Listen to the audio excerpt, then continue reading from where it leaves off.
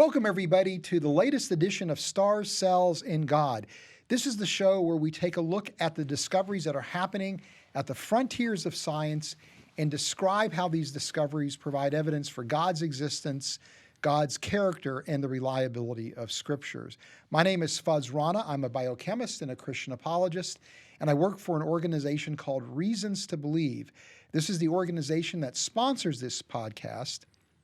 If you want to know more about Reasons to Believe, I invite you to our website, www.reasons.org.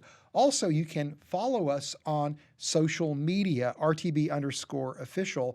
And then, of course, please go to our YouTube channel, Reasons to Believe, and subscribe. There you can gain access to all kinds of great content that addresses a wide range of questions relating to science and the Christian faith.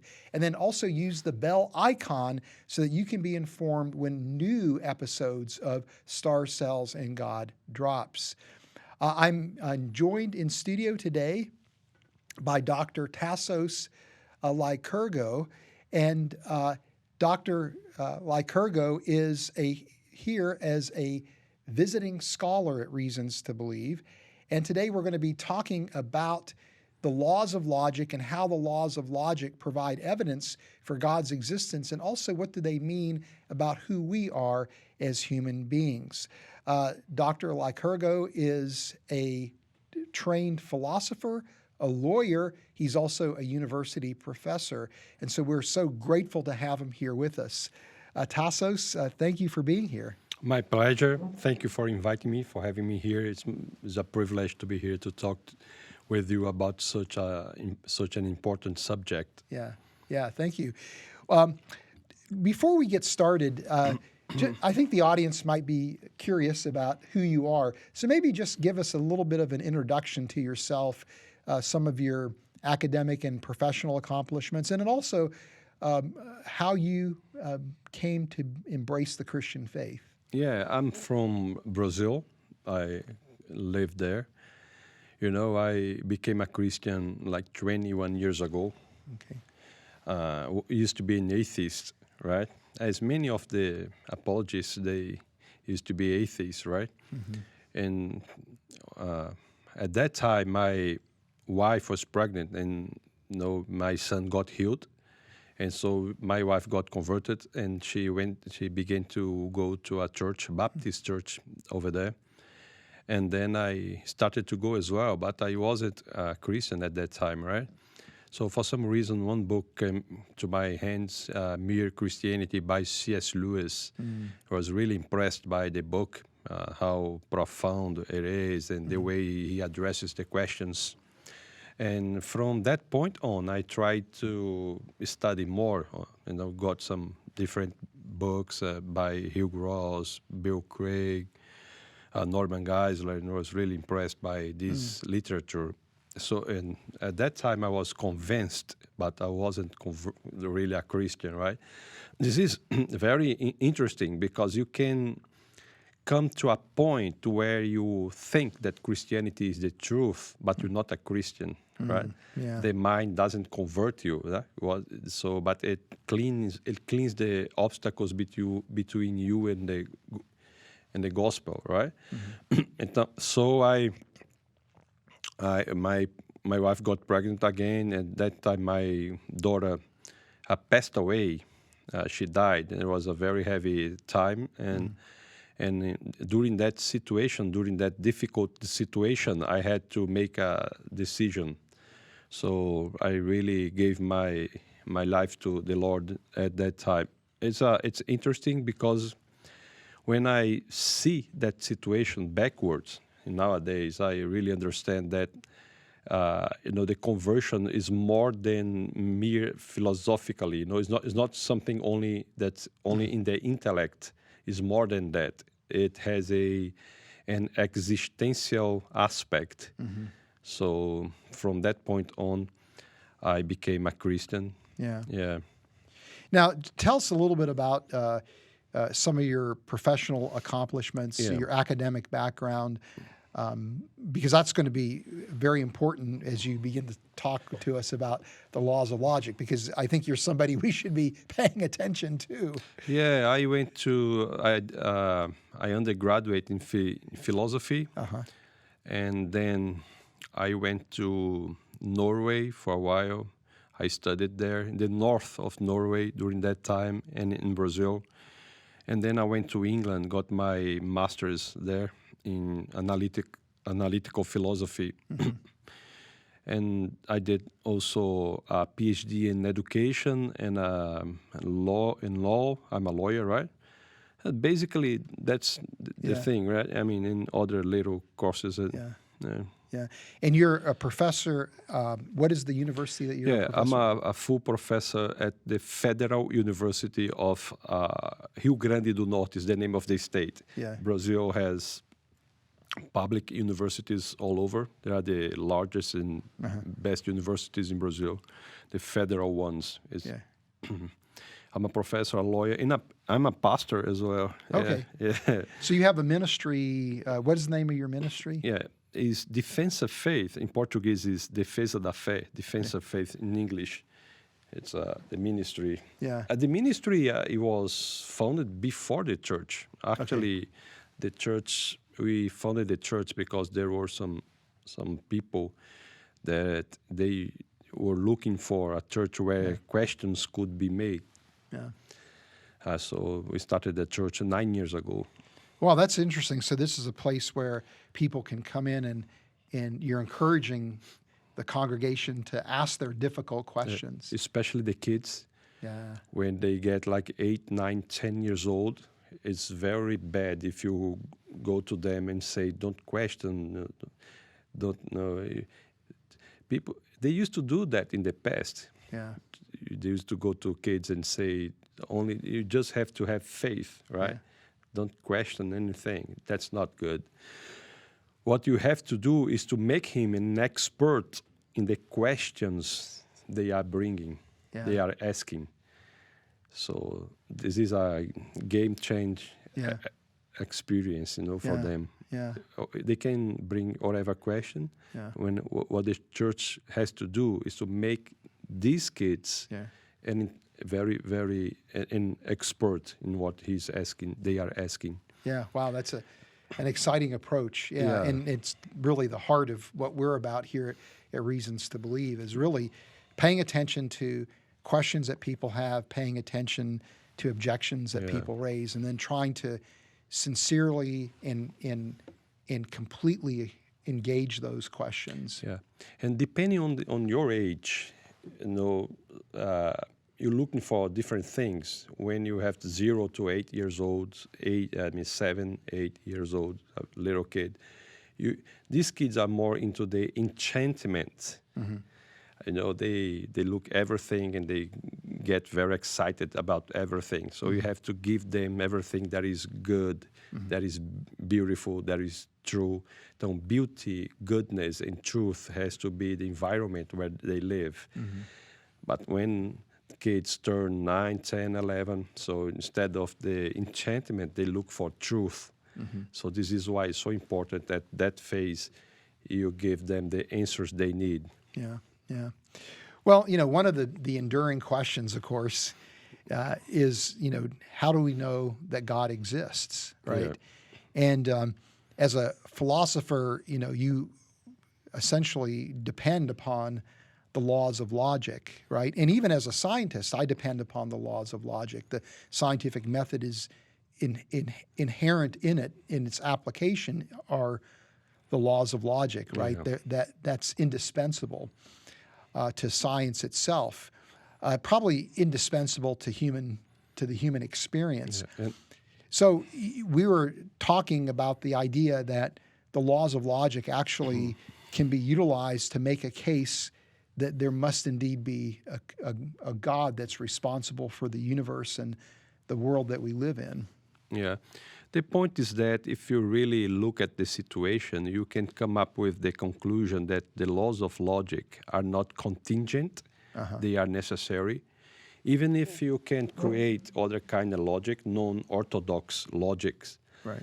but we can't talk about those kind of logics without using the orthodox logic. Okay. I mean, we can get rid of the orthodox logic when we're talking about anything, including non-orthodox logics. Right.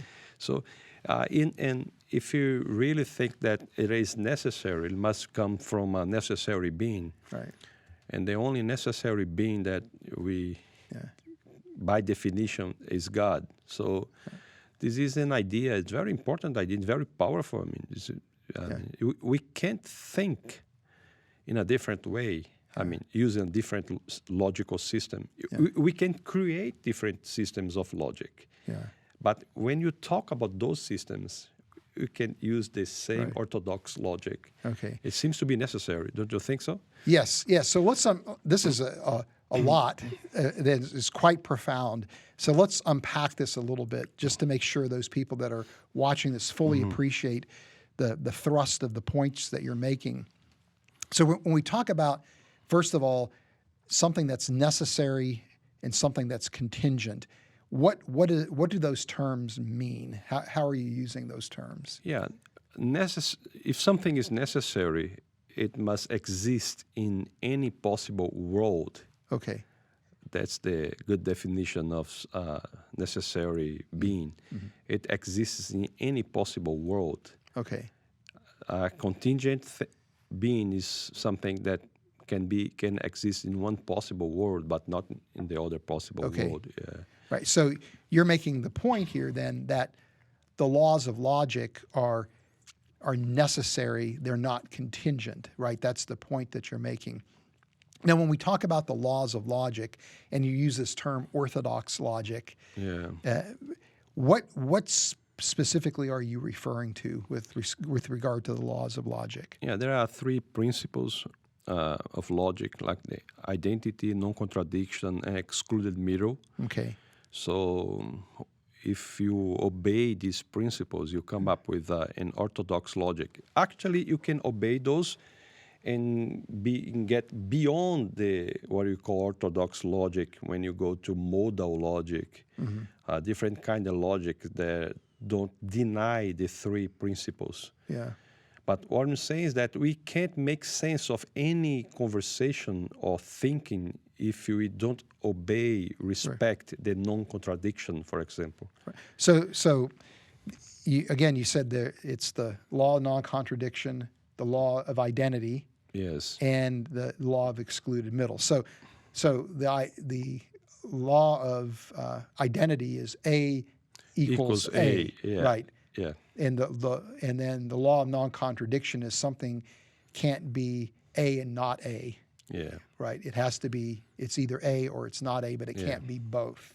Yes. And then the law of excluded middle is? Yeah, excluded middle is something is one thing or the opposite. Right. Right. Can be something in between. Okay. Right. Okay. Yeah. But if you wanna get into more details, I mean, something is true or false, right? But not every sentence that has a truth value should be true or false. Okay. That's one thing. But the funny thing is that not every true sentence is a sentence that can be proven. Okay. That's another thing. Yeah. You know, it's something more deeper. Yeah. Something deeper, because everything is true or false, but not everything that is true you can prove. Okay. This is Gödel's theorem, right? And I think it also points somehow to a necessary being. Right. Because within a logical system, you can prove its completeness. You need something outside the system, right, to deal with it. Okay. This is also something very impressive, in my opinion. Yeah.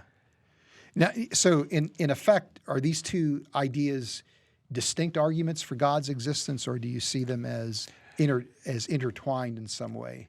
The whole thing is that mathematics is claiming, is speaking out that God exists in many different ways.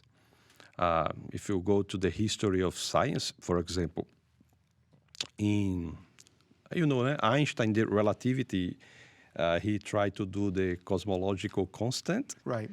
He had to take it out the relativity because of mathematics. Yeah. He didn't want to, but he had to. So mathematics that said that he had to do it. I mean, mathematics is a very, very rigid language, and it has these characteristics of being necessary, in my opinion.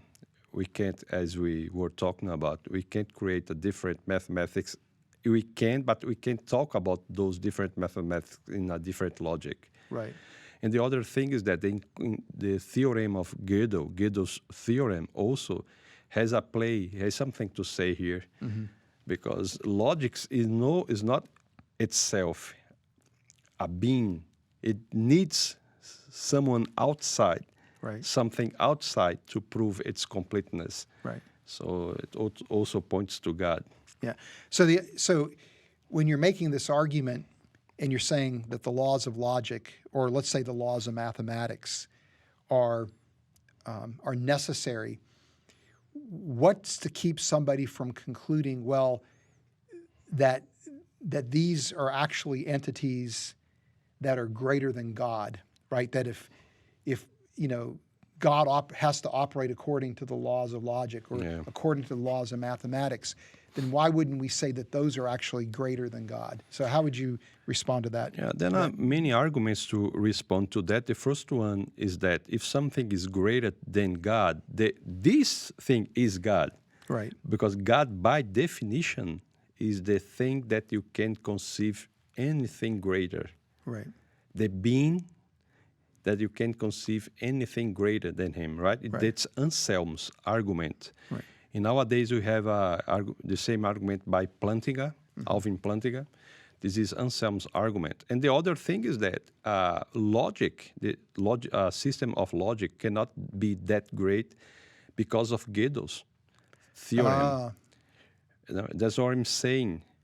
This objection would be possible if there was no Gödel's theorem. Okay. Because of Gödel's theorem, we understand that even logic points to something greater outside of it. Right. Right? Did you? Yes. You agree with me? Yes. I see. I follow your argument.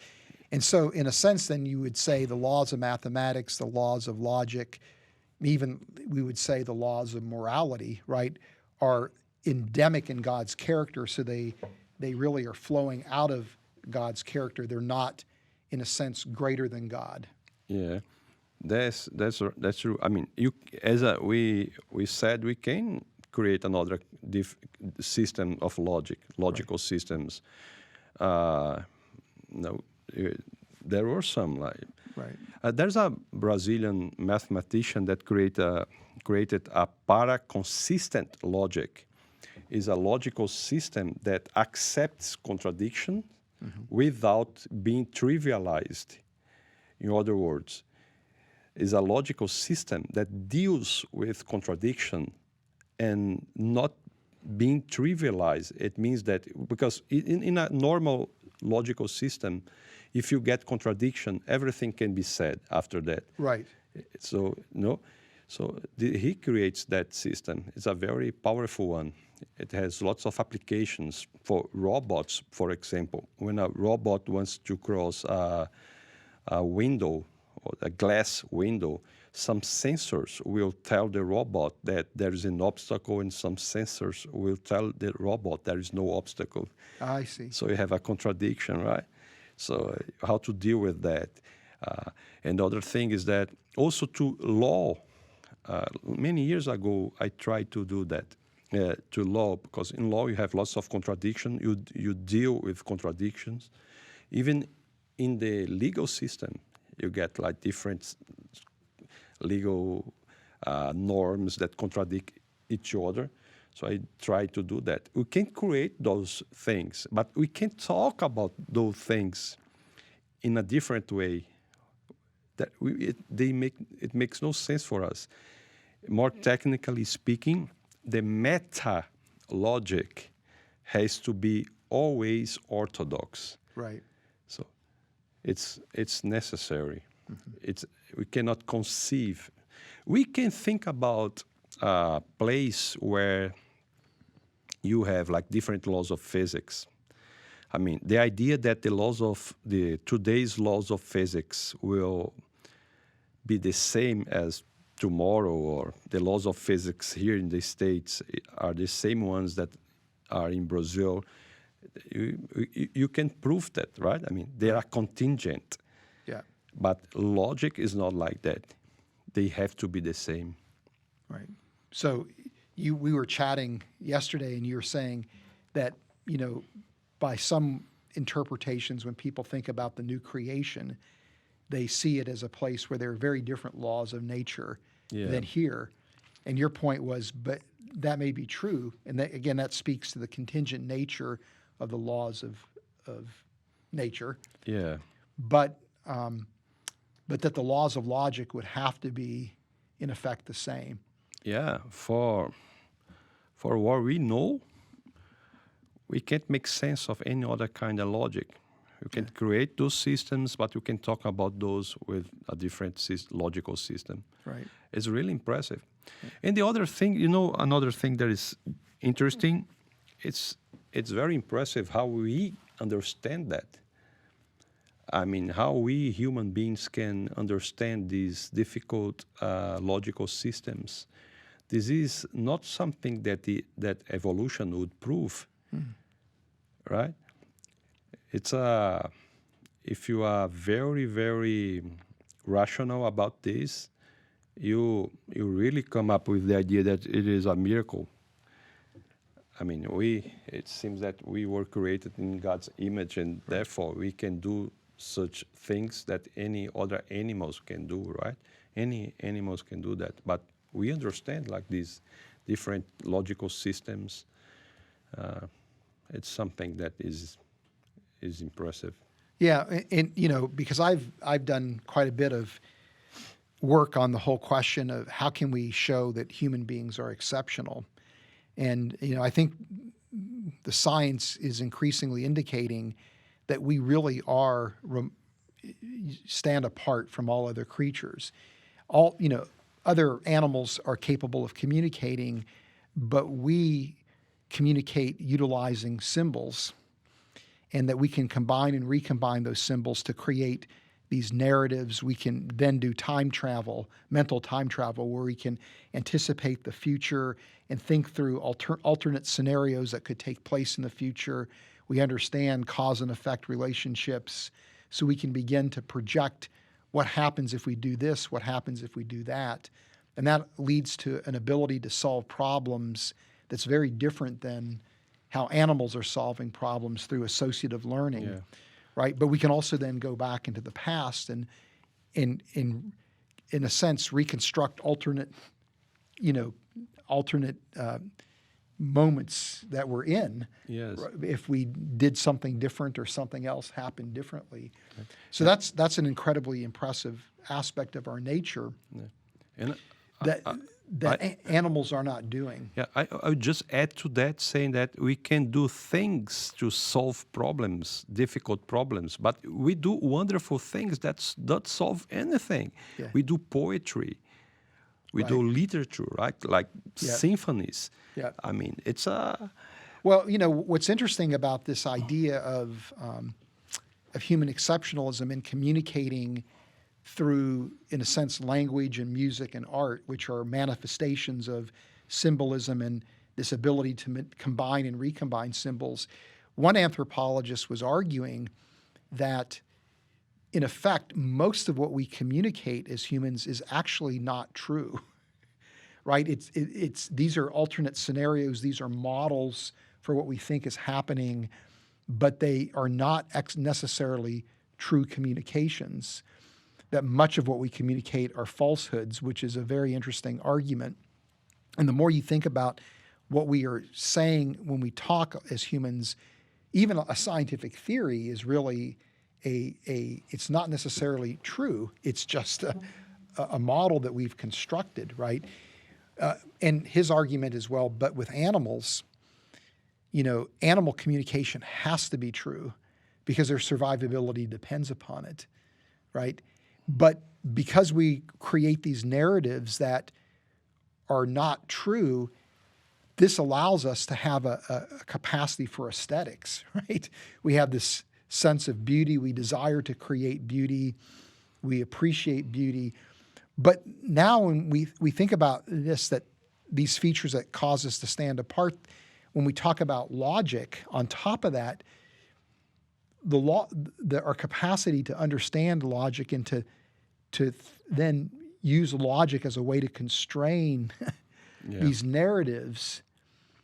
We can create narratives that may not be true, but they all make sense, right? Because of the laws of logic, right? We can't create narratives that are not true, but that are false, but also don't make sense. If that makes any sense to you, right? Yeah, I would have a different approach. I would say that, yes, it is a fact that we create different models and they are not all true. I mean, Newton's mechanics of particles are incompatible with the Einstein's relativity. Right. Either one is true or the other, right? Yeah. They can both be true because they have different axioms. Yeah. Yeah, you're right. But on the other hand, we seek truth. Yes. That's the thing. I mean, if you create models that are not true and they work perfectly, we can survive. Why do we seek truth? Right. Yeah.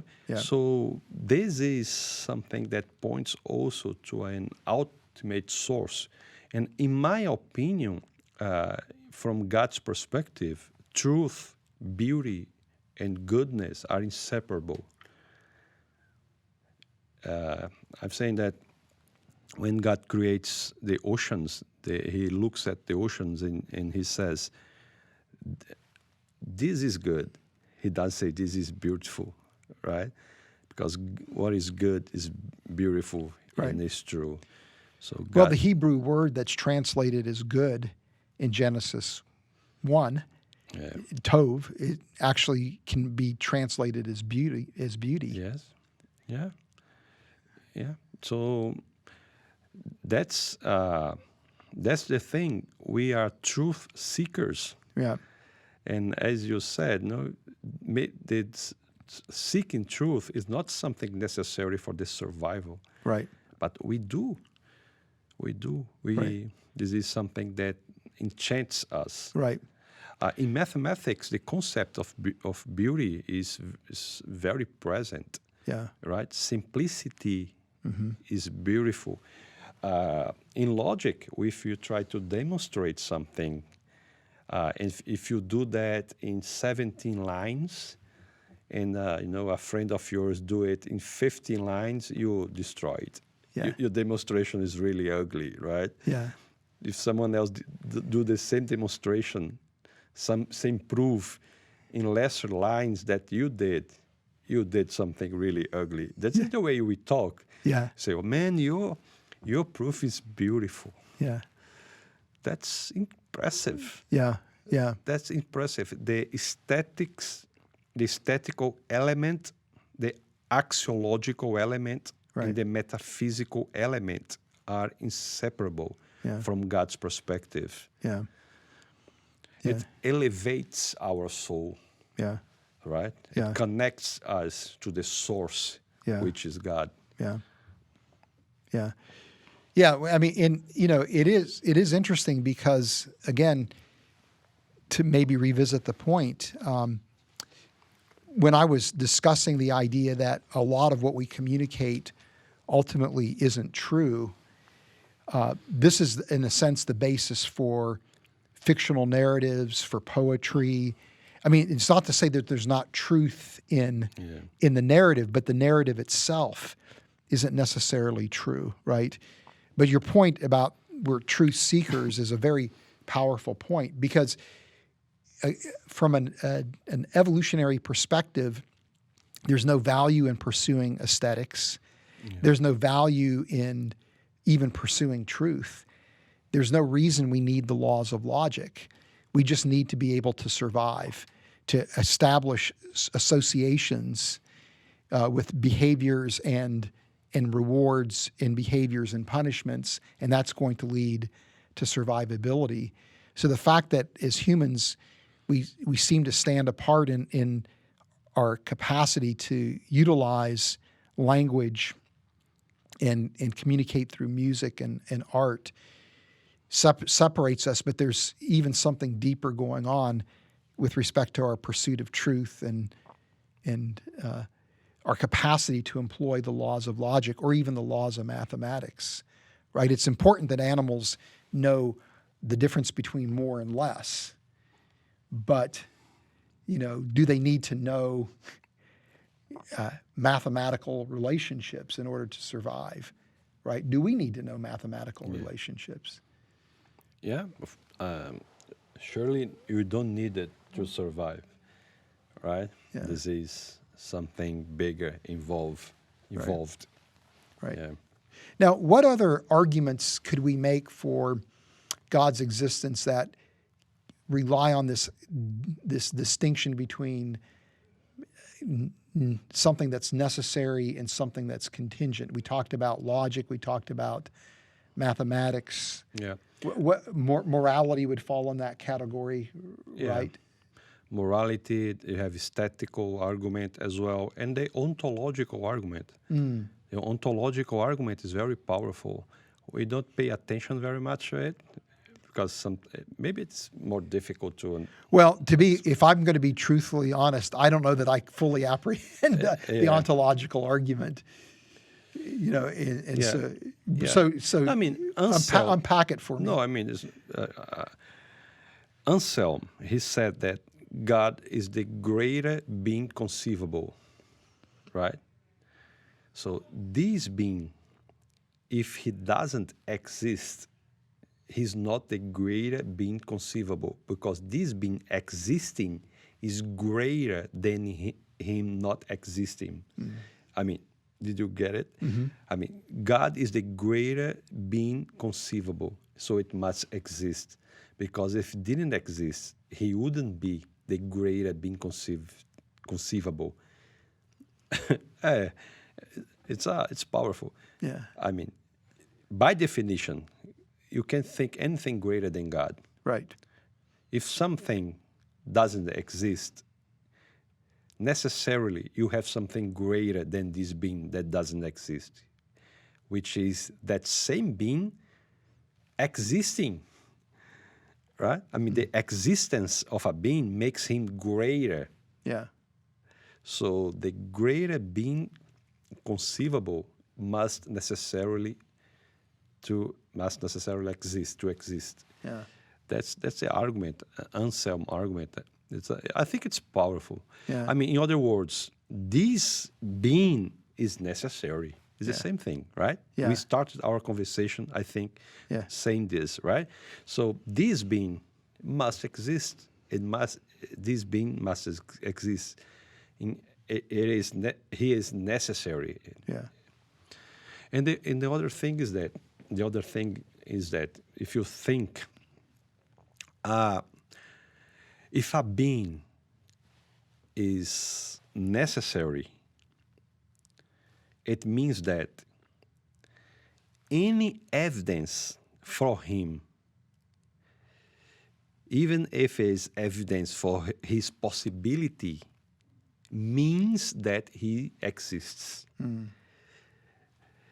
If by definition a being must exist, if by definition a being is necessary, God by this definition is a necessary being.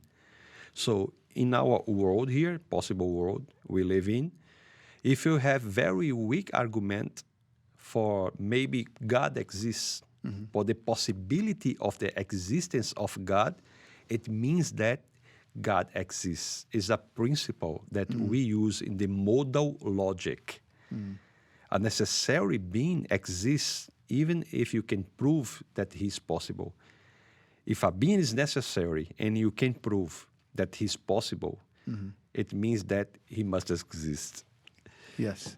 You see, that's powerful as well. I mean, you don't need like a huge proof for the existence of God if by definition he's a necessary being. We just need little proof, small proof, because just to prove that it's possible that he exists, the consequence of this is that he must exist. Right. Like miracles in the churches, people getting healed, all that stuff, people, Right. I mean. Yeah. Well, I think the argument from religious experience is a very powerful argument too. Yes, it that oftentimes people, I find, are afraid to actually utilize, or people don't consider the way that God works in their lives as evidence for God's existence. They've experienced God, but they don't want to necessarily draw on that as evidence because they argue, well, this is a personal experience that I'm having.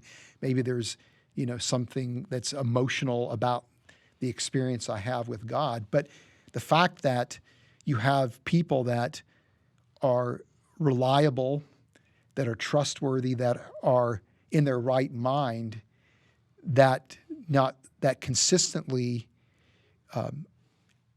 have these kinds of experiences, not only across the world but through time, is a very powerful argument that there must be an encounter that people are having with God, because not all of these people can be deceitful, not all these people can be deluded, not all these people, right?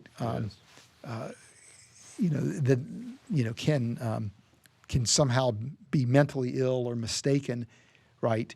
That at least one person must be experiencing God, and if that's the case, then God must exist. There must be the necessity of God. Yeah, I mean, you can go to any church, you will see testimonies that people are getting healed in not only physical healings, Right. but also healings of the soul, Right. relationships that were broken. God. Right. Some years ago, I was in the States, and I got invited by Candy Brown, Josh Brown for lunch, and he has a powerful story. He had a tumor in his brain. At the same time, his wife was in the same hospital to deliver their first child. They are very well prepared professors. I mean, they went to Oxford, Harvard. They are Americans They are here from here, the United States. And he said, I wanna get healed. I mean, so he went to different places to get prayed. He went to Canada, and he said, I really want to analyze the theology to see if it's okay. And he told me, Tassos, it is so simple that it can be wrong. It's like, get healed in the name of Jesus. Get healed in the name of Jesus. So then he got healed, right? And his wife, Candy Brown, that's the interesting thing. I mean, the other thing is interesting as well, but this one, she got some funds from the university and gathered some people. She did the exams, MRI, and everything that was needed according to the disease. And after that, they had a prayer, intercessory prayer section. And some days later, she did the exams one more time and just compared the exams. And she published a book called Testing Prayer. Then you can, this book is on Amazon, and she published by Harvard University Press. So I think this is a phenomenon that the universities are very biased. They don't want to study this, but the supernatural is something that's real, right? Yeah. Even the physicists now talk about the supernatural. Penzias, Wilson, they understand that the Big Bang actually brought into the science this supernatural discourse. Right. There is something beyond. So we have to be more open Right. to these situations, and I think the universities should study this a lot. Well, you know, it's interesting to me, you know, because oftentimes you hear this rather, frankly, infantile objection against God's existence. Well, if God exists, well, then who created God, right? But of course, as Christians, we would argue God is an uncaused cause. But even if you take a strictly materialistic approach to the universe, you have to posit an uncaused cause eventually, right, for the universe. Yeah. Whether it's Hawking in Lawrence Krauss's, eternally existing gravitational field, there's still something that is an uncaused cause that exists for eternity. It's just a question of, do you ascribe personality to that uncaused cause or not?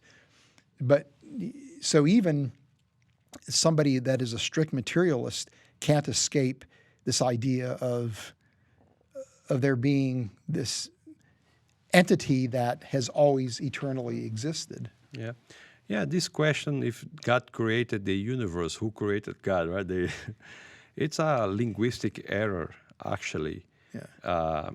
You put in God in the category of things that were created, but that's wrong. That's right. A category error. It's right. Like asking, what is the taste of yellow? Right. Right? Colors don't have taste. So it's a linguistic error. Yeah. But people keep doing it. But I think it's so easy to realize that you can ask the taste of a color, but you can't ask the cause of something that was uncaused. Yeah. Yeah. Yeah. Well, this has been a fun conversation, Tassos. I appreciate you taking the time to be here with us. Is there anything else that you want to close? And by the way, how can people learn more about your work? Yeah, I have a academic website. It's called lycurgo.org, lycurgo.org. And I'm on Instagram as well. It's my name, Tassos Lycurgo. Yeah. Okay. I'm working more on the idea of social science right now, but yeah. I have a special love for mathematics and logic. I think it's beautiful. Yeah. Yeah. It is.